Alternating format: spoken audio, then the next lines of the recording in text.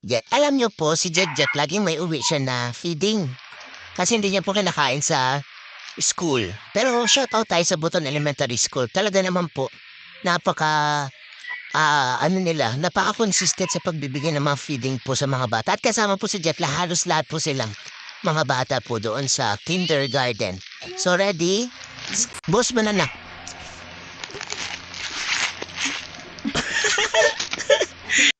So guys, ito po ay Nutriban. Talaga po lagi.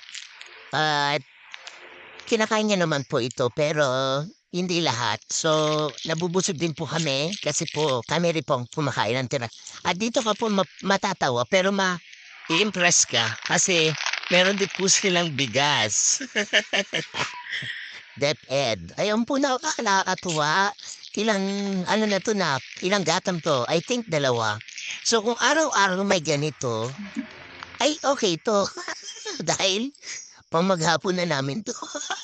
So, hindi lang po bata yung napi-feeding, pati po ang mga magulang. Okay na okay to. Nakakatuwa naman. Sa Buton Elementary School, hindi ko po alam kung sa lahat ng school ay ganito. Pero shout out tayo sa Buton. Sa principal po sa Buton, sa teacher niya na si Sir Pabs, talaga po natutuwa ako. At ito po kasi yung last. Ito pa din yung last. O yan o. Brown rice, nutty fruity bar. So, eto po, dahil hindi naman gano'n kagusto po ni Jet na patikim-tikim lang po siya. Kami din po ang umano niyan, kumakain niyan. Ayan, pero ito I think makakain niya 'to kasi bigas yan, gagawin ka siyempre kanin. Tas eto pong Nutriban, kinakain niya po talaga 'to. So guys, shout out tayo sa ano talaga ha, tutuwa tayo, na-impress tayo, talagang yung consistency nila sa pagbibigay talaga sa mga bata nakakatuwa talaga. Ang galing.